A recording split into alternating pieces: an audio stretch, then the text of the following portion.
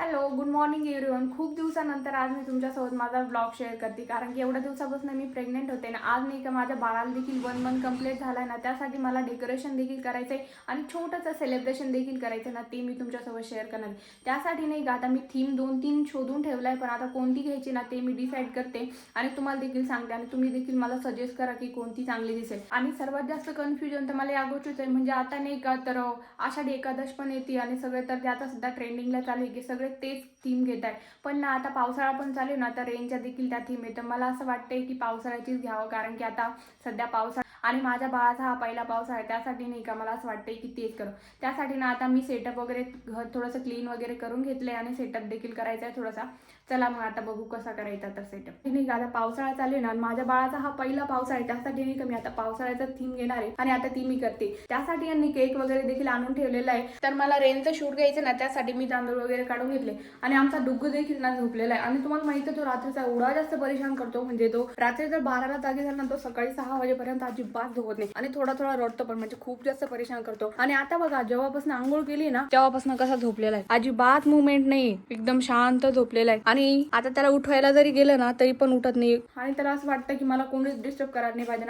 आणि रात्रीचं आम्हाला जेव्हा डिस्टर्ब करतो ना तेव्हा त्याला चालतं. तर मला इथं डेकोरेशन करायचंय ना, त्यासाठी मी ब्लॅक कलरची मॅट घेतलेली, कारण की नाही का मला तांदूळ व्हाईट कलरचे ना ब्लॅक कलरच्या मॅट वरती ना खरंच खूप भारी वाटतं. आणि सगळ्यांनी नाही का मी बघितलेले व्हिडिओज वगैरे बघितले ना, सगळ्यांनी डेकोरेशन तसंच केलेले. तर आता मी डेकोरेशन करते आणि बघते आता कसं होतं तर. आणि माझा डुग्गू पूर्ण रात्रभर जागी असतो ना, आता दिवसभर तो झोपलेला राहील. त्याच्यामुळे नाही का मला आता थोडासा वेळ भेटलेला आहे, त्याच्यासाठी मला डेकोरेशन वगैरे करून घ्यायचंय. नाहीतर परत जर तो उठला ना परत मग डेकोरेशन पण राहील आणि सगळंच राहील. त्यासाठी पहिले डेकोरेशन वगैरे करून घेते आणि मग नंतर नाही का मला केक वगैरे कट करायचा आणि छोट्या मोठ्या रील देखील शूट करायचा. त्या देखील मी मस्तपैकी तुमच्यासोबत शेअर करेल.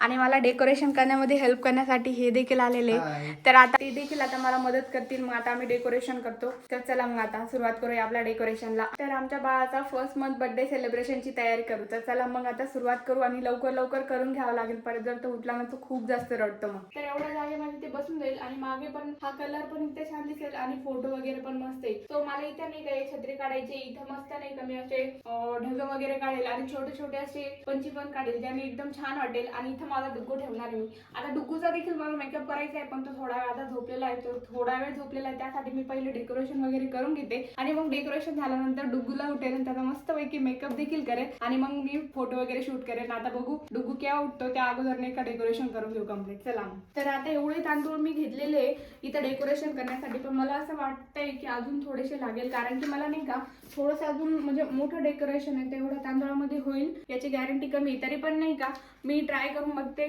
झालं तर एवढंच करते, नाही तर अजून तांदूळ आहे माझ्याकडं की ज्याने मी अजून करेल. तर आता फर्स्ट काय करू, मला असं वाटते पहिले तर मला छत्री बनवायची, कारण की नाही का मला छत्री बनवता येते की नाही ते बघायचंय. मला ज्या गोष्टीची आम्हाला भीती होती ना तीच गोष्ट आमच्या सोबत झाली. म्हणजे मला असं वाटत होतं हा झोपलेला आहे तोपर्यंत मी डेकोरेशन करून घेईल, पण डेकोरेशन करायला सुरुवात केली तेवढ्यात हा उठून गेला आणि हे बघायचं रडणं.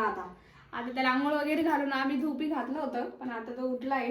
त्यासाठी नाही का हे बघ डुग्गू, तुझ्यासाठी मी डेकोरेशन करते. बघ डुग्गू, बघ बघ, रात्रभर नाईट ड्युटी करतो माझा डुग्गू आणि दिवसभर झोपलेला असतो. हे बघा हा नाईट ड्युटी करणारा माझा डुग्गू. हॅलो कर, हॅलो कर, हॅलो गाईज बोल. आजपासून आता माझ्या ब्लॉग मध्ये हा डुग्गू पण राहील आणि हा देखील तुम्हाला सांगेन hello guys, welcome to my blog. म्हणशील ना डुग्गू तू? हो हो. त्यांना विचार आशू तू. ओके विचारशील ना तू? तर बघा डुग्गू मस्त पैकी खेळतोय, पण तो रडतो पण येतोय. अरे अरे अरे हळू हळू हळू, रडू नको रडू नको. हे 2 बलून फुगवले ते त्याच्या हातात देण्यासाठी, पण त्यानं काही घेतले नाही ते आणि सगळे फेकून दिले. तर आणि हा केक आणलेला होता आम्ही त्याच्यासाठी, आणि वन आम्हाला थोडासा वेगळा पाहिजे होता पण तो भेटला नाही, पण मग हा पण ठीक आहे. आणि आता हा केक कटिंग थोड्या वेळाने करू, कारण की हा थोडा थोडा रडतोय. फोटोशूट वगैरे तर आम्ही केलेलं यांनी, आणि आता हा रडतोय म्हणून त्याला थोडंसं शांत करायचं. आणि डेकोरेशन आणि फोटो काढू हे पण थोडेसे थकून गेले, कारण की मी त्यांना काहीच हेल्प करू शकले नाही. डेकोरेशन वगैरे त्यांनीच केलं.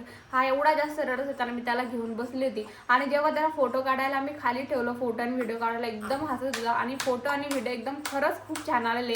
आता हे मी तुमच्यासोबत शॉर्ट व्हिडिओमध्ये आणि लॉंग व्हिडिओमध्ये पण छोटे छोटे क्लिप टाकेलच, तुम्ही ते नक्की बघा. आणि कसा झालाय ना त्याचा सेलिब्रेशन डेकोरेशन वगैरे हे आम्हाला कमेंट करून नक्की सांगा. तर भेटूया माझ्या नेक्स्ट व्हिडिओमध्ये, तोपर्यंत बाय. पापा पापा